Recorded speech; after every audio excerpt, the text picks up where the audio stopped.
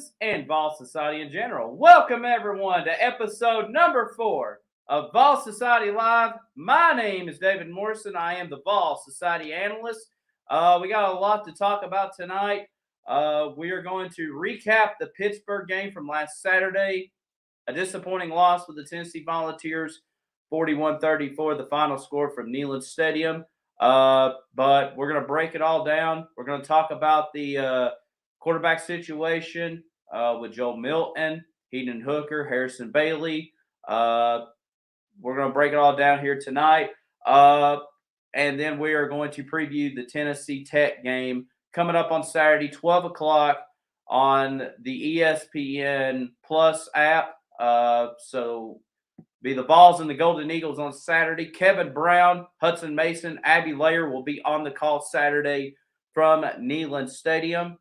And then we will talk about we got a big week coming up for Vol Society on Facebook and all across of our network, as it will be Florida week.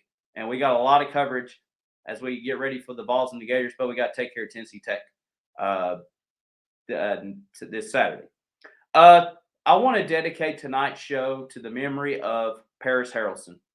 Some of you may saw Monday night, we lost a great VFL, Paris Harrelson. I have some his career right here wrote down. He passed away, unfortunately, of a car accident Monday night at the age of 37. And this really hits home for a lot of us at the Vol Society Network. We're all similar in age to Paris Harrelson. This just really took us by shock. He played 13 games in 2002 as a freshman at the University of Tennessee. He had 25 tackles, and he made the freshman SEC academic honor roll. So very smart in the classroom. In 2003, he had 44 tackles. He tied the team lead and as far as tackles go, and 4.5 sacks. And then he was a two-time captain on the University of Tennessee football team in 2004 and 2005. For his junior year, he had 43 tackles along with 7 sacks, and he was named to second team All SEC. And then in 2005, his senior year, he had 45 tackles, 8.5 sacks, and once again named second team All SEC. He went on to have a pretty solid NFL career. In 2006, he was a 5th-round selection for the San Francisco 49ers, where he played there from 2006 to 2012. And then he played a couple more seasons for the New Orleans Saints before his playing time ended. And then he came back to the 49ers as the director of player engagement in 2016 to 2018. So thoughts and prayers go out to Paris Harrelson. We are dedicating tonight's show in memory of him. And like I said, thoughts and prayers go out to his family, friends, and fans. So rest in peace, Paris Harrelson. All right, let's go ahead and talk about last Saturday, Tennessee and Pittsburgh. A lot of anticipation into that game Saturday as far as a potential swing game for Tennessee as far as getting off to a hot start to the season. And it looked really good at the beginning.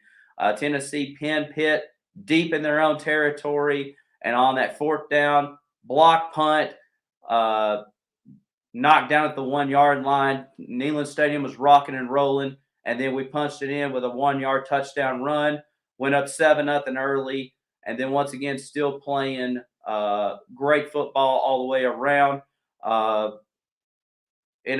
Almost should have really went up big time. And when we get to the quarterback situation, that's where it really played big dividends. Joe Milton missed some easy targets over the middle.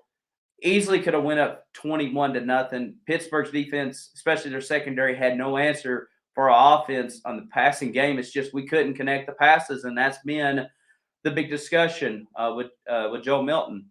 And like I said, the defense played their hearts out really in that first quarter, really got to Kenny Pickett until about the second quarter, and then Pittsburgh finally got their rhythm. And then later on the second quarter, Joe Milton, while unfortunately still missing passes, I remember at the time thinking, man, I would love to see Hendon Hooker in there. he just doesn't have it. He has all the tools to win this game, but that deep ball and several opportunities, Josh Heupel called for the deep ball and could not connect it, and it played big dividends and got put back into it. And unfortunately, the worst case scenario happened for Joe Milton. While I wanted a quarterback change, I never want to see a quarterback get injured, and unfortunately, that's what happened. And he went down and brought in Hendon Hooker, and it took a couple of drives for Hendon Hooker to get his feet underneath him and Fusley playing his first team offense. And I don't know how many snaps he took on first team throughout the week. I'm sure he did it during fall camp and spring practice to find out who the quarterback QB1 was going to be, but I don't know how much he had going into the Pitt game. Probably not at all if Joe Milton was the guy. And unfortunately, a costly fumble by Tennessee. Pitt got into it and, like I said, got into the game and took a halftime lead on us. And then I thought in the second half, Hendon Hooker finally settled down. And Tennessee went on a nice run as far as getting back into the game. Unfortunately, early on, those missed opportunities in the first quarter hurt us. And then a lot of dumb penalties by Tennessee, penalties they should have done. We had a very terrible pass interference penalty in the end zone where our guy just shoved the receiver in the end zone. They're going to call it every time. We got to be smarter than that. And then, as much as I love Jeremy Banks playing his heart out, you can't suplex guys on a football field. This is not WWE. I mean, it's still football. You still need a tackle. I like the effort, but you can't be doing that on the field. That referees are going to call that every time. And then some penalties shouldn't have been called our way. Obviously, I think we had an ACC crew there anyways. But, we got to clean up on those penalties and mistakes, and we gave Pitt a lot of opportunity to take easy advantages of us. But, talking to Brad and David as far as preparation for this week, I thought, my thoughts are the same. I thought of the 15 years we've seen Tennessee football and how many times we've seen Tennessee basically quit at halftime and just be like, well, we tried our best. Let's just focus on the next game. Tennessee, I will give them credit where credit's due. They made it a game for the most part. And like I said, Hendon Hooker, he did throw that interception with about 5 minutes to go, and Pitt just played clock management for the rest of the way. I will say Tennessee showed some light in that game, and very proud of them for that aspect. But obviously, we want the W more importantly. And like I said, it was a heartbreaking loss for the most part. But like I said, Tennessee, at least I will give them credit. They made it a game and tried to get a win, but just a lot of kind of immature plays at times really kind of hurts. All right. Let's talk about Tennessee Tech. Not much to talk about with the Golden Eagles on the year, doing some numbers or some stats for them. They are 0-2 on the year. They did play a spring schedule, and I think they went like 2-6, but I didn't get like numbers from that year because I still count as like a 2020 season. But they're 0-2 on the year. They lost to Sanford on September the 2nd, 52-14. And then this past Saturday, they got shut out by Furman, 26-0. And this does not look like a good team to me that we're facing. They are only averaging 176 yards a game on offense, only scoring 7 points a game, 130 on the ground, 46 rushing. Their quarterback Saturday, Davis Shanley, was 6 for 21 for 60 yards, no touchdowns, 3 interceptions against Furman. Now, I don't know how good Furman is either, but, I'm assuming probably Furman and Tech may be equal. And their defensive numbers, giving up over 420 yards on defense, 287 through the air, giving up 39 points a game. And if you want to compare that with Tennessee, Tennessee so far after 2 games, little tell of the tape here. Offensively, Tennessee averaging over 420 yards on offense, Obviously, we're only averaging 190 through the air, 233 on the ground, which is significantly more than what we've had last several years. Defensively, giving up over 300 yards on defense, 244 through the air. Need to really cut that down quite a bit. But I will give credit. This is where Rodney Garner comes into play. Only giving up 64 yards a game rushing. So kudos to Rodney Garner and Tim Banks keeping our rushing total under 100 yards on the year. So we'll give kudos to that, and we're giving up 23 points a game. So, like I said, some of you are already given your score predictions. Please leave a comment. I am following your chats on Facebook and also on YouTube. Welcome into it. Don't forget to follow us on Facebook, facebook.com/UT Vol Society. We are closing in on 4,000 followers. So thank you very much, Vol Society, for reaching out there and spreading the word about the Vol Society. And our YouTube channel is growing. That's where you'll see our show each and every Wednesday night. You also see Brad's reactions and other content along the way.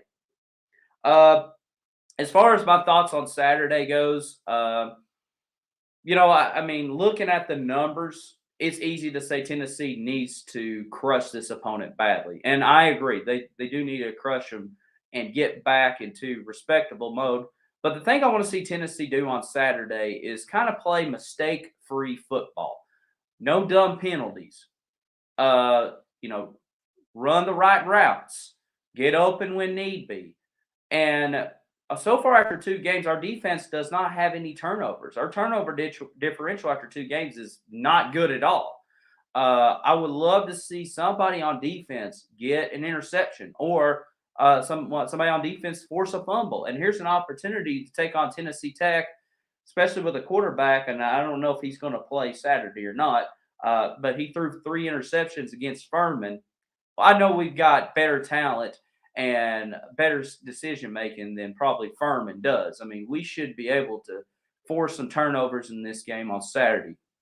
As far as my score prediction goes, I am going to go Tennessee 50, Tennessee Tech nothing. I think Tennessee pitches a shot on Saturday. I think it's going to be a respectable game.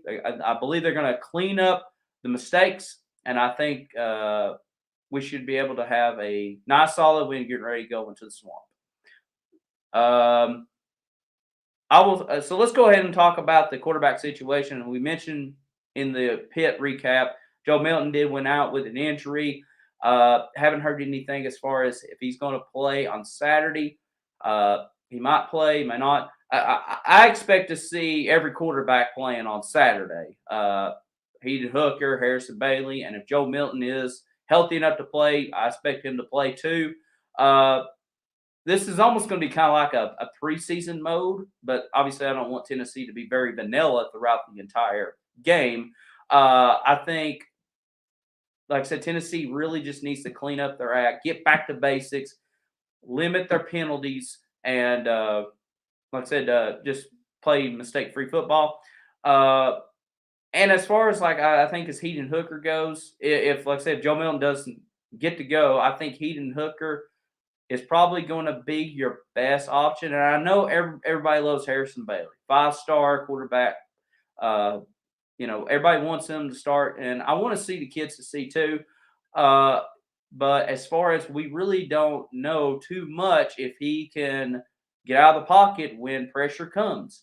We've seen that so far with Joe Milton, who could escape the pocket and pick up a big play. Matter of fact, he picked up a 53-yard run Saturday against Pitt, almost scored a touchdown. Hendon Hooker can scramble. To me, you don't really know what about Harrison Bailey, and I think you have an opportunity Saturday to see if Harrison Bailey can be the guy. But right now, I think Hendon Hooker, as far as a dual threat guy, he can be the guy moving forward. And to me, it seems like Hendon Hooker, and I've had several people ask me throughout the week, do you think Hendon Hooker is can win you a lot of ball games? I think he can get you some wins as a quarterback. I don't see him lighting up the scoreboard and taking you to the next level, but I think he's enough to get you to a bowl game, a bowl appearance.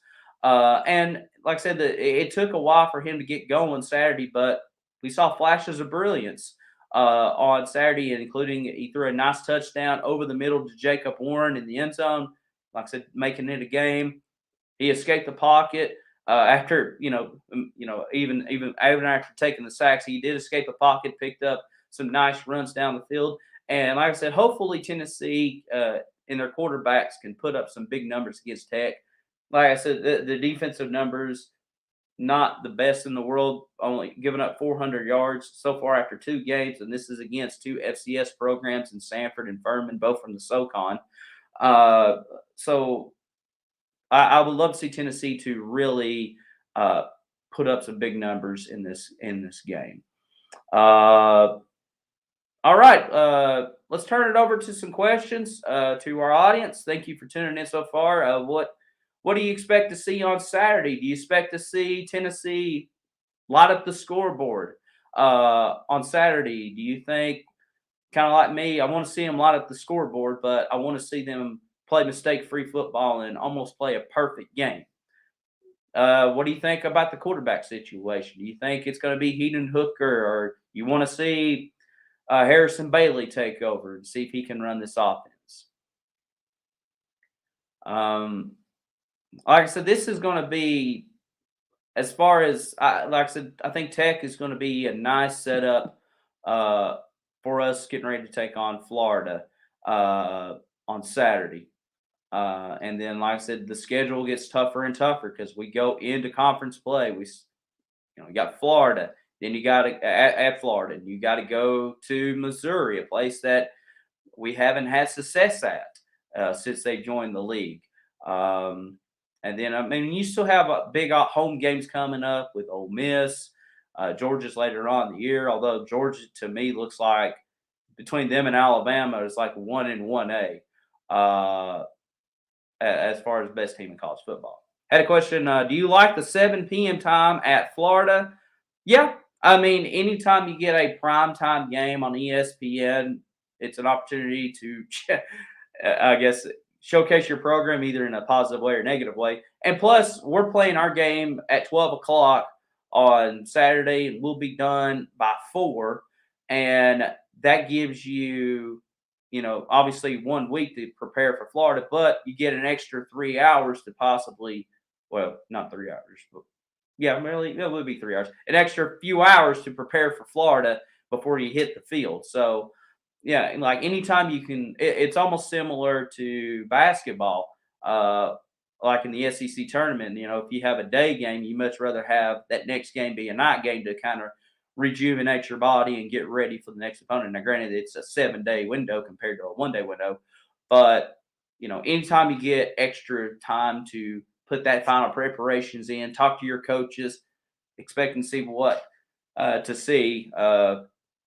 It's always good. And plus, here and Florida plays just right after we get done playing our game, so we'll find out after our game Saturday what Florida really looks like. I mean, they've looked good so far. They had, they blew out South Florida, which I don't think South Florida is really that great of a team, but they did pick up a road win.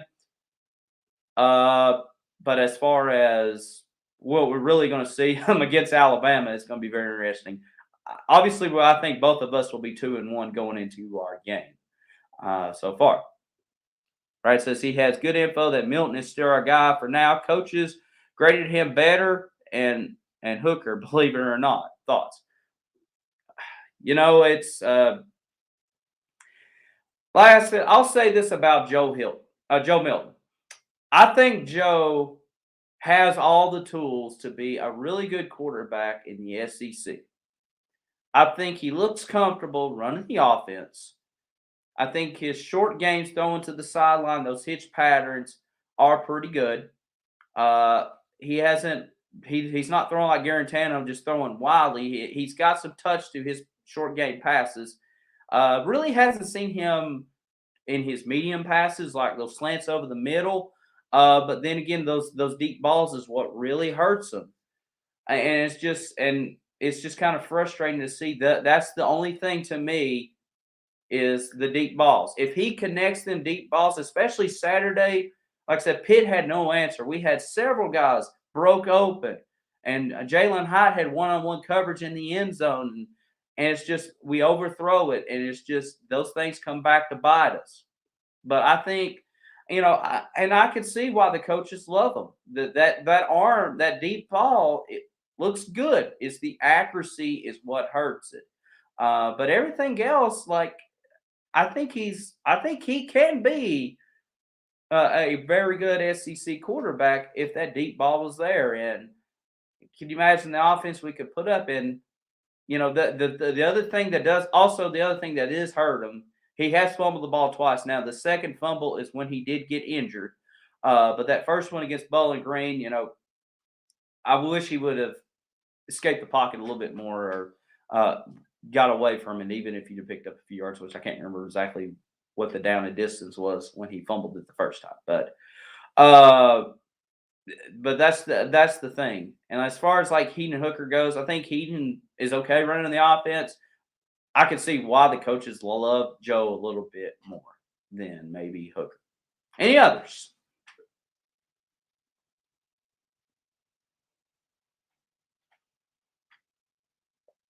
Like I say, Saturday we play Tech. I will be there. I will post some more stories on our Facebook page as far as game day experience. I'm gonna try to do a little bit more. I woke up a little late on Saturday and didn't get as much uh, coverage as I wanted to. Yes, I will be there Saturday. Definitely 100% no problems there. I will be there in person, obviously. Um, like I said, excited to see what this team can provide on Saturday. I want to see, like I said, just see them clean up their mistakes. Of course, we will have Brad's reactions over the weekend too. Joseph says, "What time is the game Saturday? 12 o'clock kickoff. It's on the ESPN Plus app. So I guess if you have ESPN Plus or the SEC Plus on the ESPN app, you should be able to access the game on there. As far as I'm aware of, I know it's kind of a weird. They started this new thing that putting some of these lesser important games, I guess, on the ESPN app. But that's the future of college football. We saw Notre Dame put their game on against Toledo on the Peacock app. So it's kind of coming now, but I think TV will be around for a little bit. How many people are at the game Saturday? Looks sad. I don't know. I didn't look at the final number. I say probably similar to Bowling Green, and maybe because of the early kickoff. I thought there would be a little bit more because I figured Pittsburgh would be more of an attractive name than Pitt be a more attractive name than Bowling Green. But yeah, I don't know. It's kind of one of those like if you're winning, the fans will come out into these games now. Yeah, the upper deck was pretty pitiful, and that's been the case for the last several years. Unfortunately, like the lower bowl looks pretty good where I'm at, especially from a TV perspective. Of course, they do a lot of tight shots, but the upper deck is just kind of bare. Unfortunately, I mean the thanks to Pruitt, yeah. The upper deck is it's really kind of went before Pruitt too, but Pruitt that's where I noticed it really more. But yeah, the upper deck was kind of just it does look very bare, and I know like they've done like flash sales as far as like 24 hours only. The Pitt game's on sale for $30, but it's probably upper deck that you're getting. You know, I've kind of noticed it too. I mean, obviously the winning programs are going to sell out their stadiums too, but we're not really the only ones that's being hurt by lower attendance crowds. Of course, a lot of folks are still kind of battling or still debating if they want to go to a game because of the pandemic, and prices for tickets have gone up over the last several years as the game has become more popular. And some people probably don't want to spend $40 to sit in the nosebleed. They'll be like, well, if I'm going to do that, I'd much rather watch it at home. And that's the thing it's kind of hard to say how to besides winning, obviously, the fans will come out. We saw it with baseball. Like we couldn't even hardly draw a huge crowd when baseball was kind of mediocre, and you saw what happened when they started winning and that Arkansas series. The fans came out in droves, uh, and it's just like I said, it's come down to winning product, and I'm sure probably adding some amenities and stuff like that. I heard on the Tony Bastocio that the concession stands in Neyland's have been brutal, long lines. True. They have. I have noticed some concession stands close, so I can definitely see the longer lines. The last 2 weeks for me personally, I've walked straight up and got what I need and gone. But I have noticed more concession stands are closed and have the doors shut. So yeah, I can definitely see possibly the longer lines and possibly more frustrations. And as far as that, and if you've been to Neyland Stadium, you have like on the east side of the stands where the press box is, where whoever's broadcasting the game in the Ball Network, those concession stands on the east side of the stadium, they have been remodeled in the last 10 years or so, and they look really nice. Nice concession stands. You got TVs on the nice flat screen TV, so you can keep up with the game. The bathrooms are a lot cleaner, so it kind of has a more appropriate layout, concourse area, and of course the luxury suites obviously have the best ones. But in the north and south end zones, they are still look like it's from the 1970s. I mean, you still have the trough in the men's bathroom, and it's kind of smells on that side. The concession stands are older, not really great upkeep. The upper deck is kind of the same way too. That where it's a little bit older, probably not as bad as the south end zone and possibly the north end zone. You should feature a Ball Society Fan Saturday on the Facebook page. Fine day. Oh yeah, definitely so. But yeah, if you are coming to the game and you see me walking around, I'll have my Ball Society shirt on. Please shout us out and say, hey, we follow you on the Ball Society, and hopefully we can get you on the Ball Society page. Joseph says, love my Tennessee football, win or lose. Yes, absolutely. I will say this about Tennessee football. If people's asked me, what's it like being a Tennessee football fan? And I'm reminded of the movie 10 Things I Hate About You. Yes, it's a chick flick movie. So don't judge.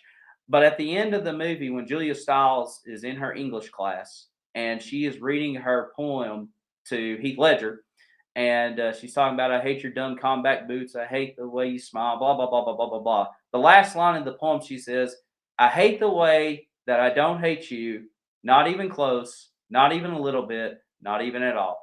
To me, that's what it's like being a Tennessee football fan for the last 15 years. And every time that I see Tennessee take a loss like that, and I'm thinking, why am I still a fan? I always kind of think of that last line of 10 Things I Hate About You. I hate the way I don't hate you, not even close, not even a little bit, not even at all.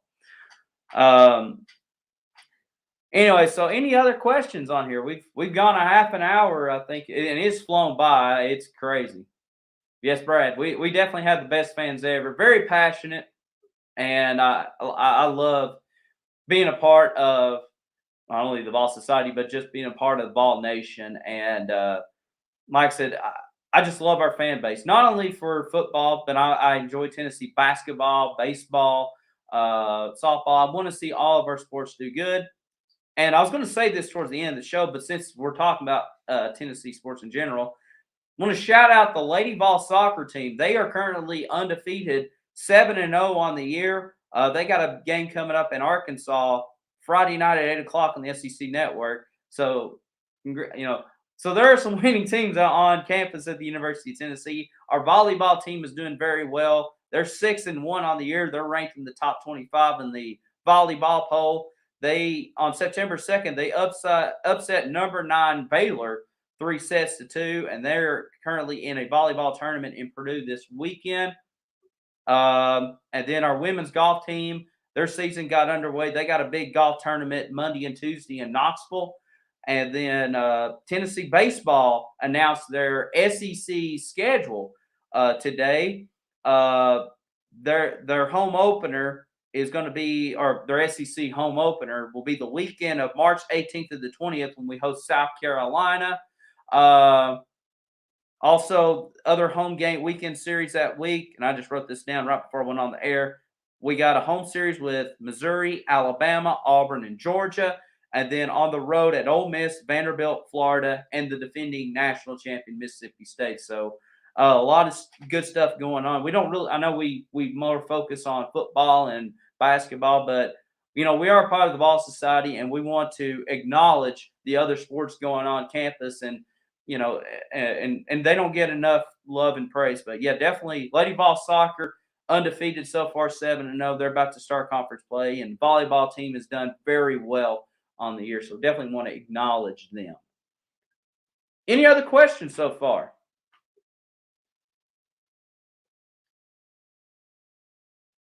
Like I said, we've had great interaction tonight. Don't forget, like I said, our Facebook page, facebook.com/UT Ball Society. Next, like I said, we'll have the Tennessee Tech game on Saturday, and then next week, big week for us on Ball Society. We got the Florida Gators coming into town, and it's going to be Gator Hater Week on Ball Society, and we're going to preview the game next Wednesday night. Big show next Wednesday. Can't wait for that. And we're going to post some old game highlights and stuff like that and have some fun memories of it. What kind of food do they serve at football games? Depends on which side of the stadium you're at. I know in the upper deck, you have Petros is still up there. Those who may not know, Petros is kind of like Frito chips, and you can put like tomatoes and sour cream and cheese in it. That's very popular. They used to have a Philly cheesesteak that was pretty good up there in the upper deck. And then kind of your basic foods, hot dogs, popcorn. You get a little personal Papa John's pizza, like 4 slices. So kind of basic food. Of course, drinks, you have Cokes, Sprite, Dr. Pepper. If you get a souvenir cup, matter of fact, let me reach over here. It's on my display. So what I do as far as like drink wise goes, hope you can see it. This is the new stadium cup for 2021. It says Tennessee, and this cup runs about $7 for a large drink. And of course, I collect the cups every year. Like I said, I've always enjoyed them, and that's usually what I kind of do. I just get a drink. Every once in a while, maybe food, but more I'll kind of eat before the game or after the game, depends on the time of the game. Of course, you have beer. Beer's probably the most expensive thing you can buy up there. A 24-ounce can of beer is $12, and unless it's imported, then it's $13. So you can drink. They used to pour it in a cup, but I've noticed that they give you the whole can now. So if you are an alcohol drinker, that's an option for you. It is unreal. It's kind of like most of the time where I see that my seats are, I kind of sit in the south end zone. I've actually kind of adjusted this year, but if you go into gate number 10, and for those who've been to gate 10, it is a long walk. It's a big, long ramp up to Neyland Stadium from ground level to, I don't know what the elevation is, but it's pretty high. Maybe 200 feet, I guess. But anyway, so as soon as you get up to gate 10, there's 2 beer kiosks right there at Neyland Stadium.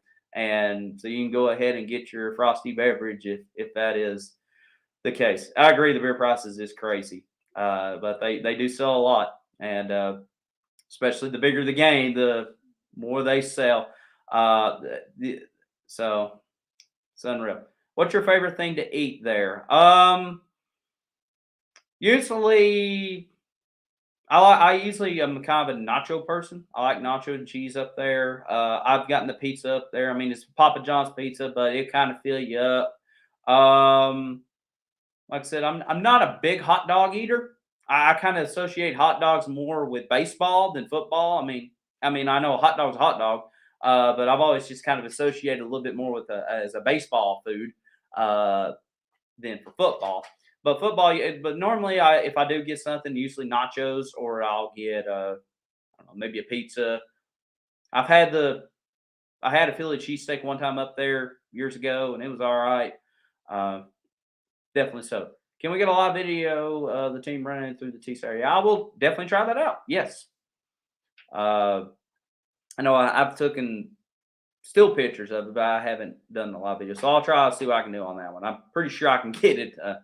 The I noticed the Wi-Fi service has gotten a little bit better in there with the Dr. Pepper. Yes. Matter of fact, that's what I'm drinking right now. Fresh Dr. Pepper. Yeah, that's been pretty good. It's a little bit different questions than normal, but thankfully it would be in Tennessee Tech. Trying to think of some other stuff. I mean, as far as like, I'll go ahead and tell you like different restaurants I love to go to. Like I said, I love going to Calhoun's. You got Calhoun's on the river, which is the hot spot. As far as right next to Neyland Stadium. Of course, that's where they do ball calls on Wednesday nights. Great place for ribs and and burgers and stuff. I love that. Joseph says he used to sell Coast at the stadium when I was a teenager. Yeah. Hey, yeah, that's pretty cool, Joseph. I'm glad you mentioned that. I've drunk a lot of Cokes up there too. I love Smoky Mountain Brewery. That's another kind of a post game place I go to. And of course, for those who may not know, I actually ride the bus at Foothills Mall in Maryville. It's if you ever want if you live in the Maryville area, you can ride a school bus from Foothills Mall to they drop you off near Thompson Bowling Arena, and it's $10 per person to ride up there, and you get a free ride back to Foothills Mall. And Joseph says he gets free season tickets every year. I'm jealous of you, my friend. So if you're interested in that, that's what I do to transportation. Might save you a little bit on parking. Like I said, unless you kind of live in Knoxville, may not be as in a company as maybe others. But if you live where I'm at, or Cleveland or Chattanooga area, it may be a little better. Of course, but anyways, getting back to restaurants, I have ate at the Hooters in Alcoa quite a few times after games. Matter of fact, I got in almost trouble taking a cousin a few years ago when he was still in high school up there, but it's all fun now. Yeah. Ryan Hughes, you got a question? I wish I can see like names on here of who's on here. I just kind of see the viewership, but all right. Well, we've gone almost 40 minutes on this show. I think it's been a fun night. Like I said, I got Tennessee Tech. Okay, Paul said, "What is a Vol tailgate party like?" Pretty wild. Depends on where you're at. Behind the statue, where the statue with the flames at, there's a big tailgate area. There's a company in Athens that hosts a tailgate party behind there that I will visit from time to time, and then there's several tailgates back behind the statue. I know when you come into campus, there are a few right along Neyland Drive, so they're pretty good. I mean, everybody's pretty, and like of course several throughout the stadium. There's, it's pretty fun for the most part. Depends on which. Like I said, you have your college kids. That's probably going to be a little bit more wilder and more energetic. But a lot of the tailgating in the area is kind of more down to earth people, a little bit older. They may have alcohol at their tailgate facility, but they're not as wild. It's just kind of very laid back, and Tennessee fans are very welcoming to visitor fans that come in there and visit the tailgate and get what foods they need. So, like I said, there's, for the most part, of all the fan bases I've seen up there, a lot of them are pretty nice and very down to earth. Uh, so you don't really have any like, butting heads back and forth. There was a lot of Pitt fans there Saturday, more than I thought there would be, and they kind of took over the tailgate area a little bit.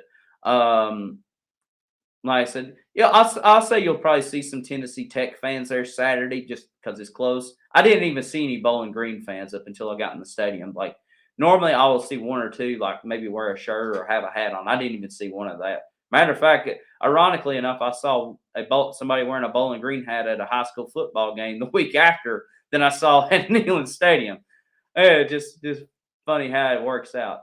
I will say LSU fans, when we played LSU a few years ago, they're really nice, and of course they bring a lot of the Cajun food up there. So I definitely smell that a lot when they came up there. Like I said, this has been a lot of fun, guys. This has been very laid back. We've gone over 40 minutes. Thank you for joining us tonight. Don't forget Saturday, Tennessee Tech. I will be there. Bring some more content for the Facebook stories. We'll try to wake up a little earlier, get up there, and get going. Ryan Hughes says, "Who has the worst fan base?" Probably Kentucky. Believe it or not, it seems like Kentucky fans are kind of very snooty, and I've seen it both with football and basketball. Like it's like they will definitely speak their mind. Like, yeah, we're definitely better than you. We got we're gonna win today. We're gonna win today. But then, thankfully every time I've seen Tennessee play Kentucky, either in football and basketball, we've always came out victorious, and they quickly just bow their head and leave. So that's probably the worst one. Gator fans can be annoying. They're not like brash or mean. I mean, they do the chomp, which I'm not going to do it here. They'll do that kind of in front of your face, but they can be they're just more like little brother annoying, which even though that may not be the best thing either. Paul says Bama fans are the worst. Or should say bandwagon fans. Bama fans, it's kind of one. Yeah, I agree. It's one of those. Which ones are true Bama fans and which ones are bandwagon fans. Unfortunately, like when Bama had in the last few years has come up to Neyland, there's especially by halftime, it definitely looks like an Alabama home game, which is heartbreaking to see. But they do travel well, and I personally know some Alabama fans, and thankfully they're really nice for the most part. I mean, they're going to give you crap on the team, but I haven't had anything too rude. Brad said he's seen them all and they all are bad. Which, yeah. Brian Hughes says, living in Athens, Georgia, going for a year. My wife says UGA fans are bad. Yeah, now I think about it, Georgia fans are kind of cocky too. I haven't personally seen anything like anything too bad. I mean, I've been gator chomped at and I've been barked at by Georgia fans, but nothing conflicting or any of that. It's just more, you just kind of have to roll your eyes and just kind of go whatever, man. Which, like I said, for me personally, I'm not really a confronter myself, so I'm not going to say go Falls in front of a Bama fan or a Georgia fan. Just whatever. Why do I look different? I don't know. I'm in back in the studio, and we've trying to adjust the lighting and stuff, and I don't know. Plus, I shaved just now, so I don't know. So hopefully the lighting looks a little bit better. Like I said, just trying to still make adjustments to. Last week I had some internet connection problems, and I had to do the show at my brother's house. So hopefully it's getting a little bit better each and every week. Brad says, let's see. Let's put it this way. I've seen Gator fans pee in bottles and throw it at the bank. That is pretty bad. Yeah. I've only been to one Tennessee-Florida game, and that was in 2018. And like I said, I just heard more just like Gator chompings and fans coming by doing the Gator chomp. So, like, I mean, they are. Now supposedly they are. I always thought Kentucky fans were kind of more brash and more cocky than a lot of them. I guess maybe just because I've seen Kentucky fans a little bit more. Vanderbilt fans are very nice. What few of them. Um, Interesting. Like I said, I hadn't really dealt with Ole Miss fans. Ball Steak says we are going to beat Florida in 2 weeks. We have a real chance this time. I sure hope you're right, Ball Steak. You know, it'd be really nice. Hey, David, let's get a Vol Society fan on the air with us soon. Yeah, definitely so. Yeah, we like I said, we want to hear from. We're glad we're hearing from y'all in the comments. Love to meet y'all face to face. Like I said, if you'll see me up there at the game and say, "Hey, I follow you on Vol Society," if you're willing to be in a Facebook story, if you feel comfortable with that, we'll definitely put you on. If not, just say, "Hey, we love your website." Uh, you know, thanks for bringing good content. We'll definitely say thank you. Like I said, don't be a stranger. Uh, while I'm up there, and like I said, hopefully we can get some of y'all on the show and uh, definitely get this Vol Society rolling. All right. Any others? I mean, wow, this has gone really great. We've talked about food. We've talked about game day stuff. My grandmother's watching and my grandfather's watching. Oh, by the way, I want to shout out to my grandparents. I'm not going to reveal how old they are, but you kind of have an idea. But they watch the show each and every week in Riceville, Tennessee. So shout out to both of them, and obviously I love them dearly. And my grandfather is a big Tennessee fan. He got me into it. And my dad, and like I said, I've had 2 uncles that went to the University of Tennessee, and so they do. I really love them. Good thing you don't live too far away. Yeah, true. Check the comments if you're interested in being on the show. Hopefully, we'll send you a message. Kay says grandparents are amazing. Thank you, Kay. Appreciate that. Yeah, definitely so. Ryan says, thanks, Dave. It's been great. Appreciate it, Ryan. Yeah, let's go ahead and kind of wrap it up. Thank you for joining us tonight on Vol Society Live. We had a great discussion. And like I said, hopefully put up a nice win Saturday night or Saturday afternoon as we take on Tennessee Tech. And then, like I said, next week is Gator Hater Week on Vol Society, all across the Vol Society network as we get ready to go. Hey, Kay says my parents are great too. Yes, they are too. I have great parents too. And all of our Vol fans, if you still have parents out there, grandparents out there, even if you may not physically be able to visit them at this time, definitely call them up. Tell them how much you love them. Tell everyone, like friends and cousins and stuff, how much you really appreciate them, because we really need that in today's world right now. We need more love in this world and not too much bickering. Definitely so. I mean, volunteered to do that this week. So on that note, we'll go ahead and wrap it up. We'll catch you on Vol Society on Facebook page, and yeah, definitely so. So until next week, big week coming up, Gator Hater Week, and we will have a big show coming up next Wednesday night as we preview the Florida Gators, 8:00 Eastern on right here on Facebook and on YouTube. And definitely check us out on Facebook, facebook.com/UT Vol Society. My name is David Morrison. Have a great night and go Vols.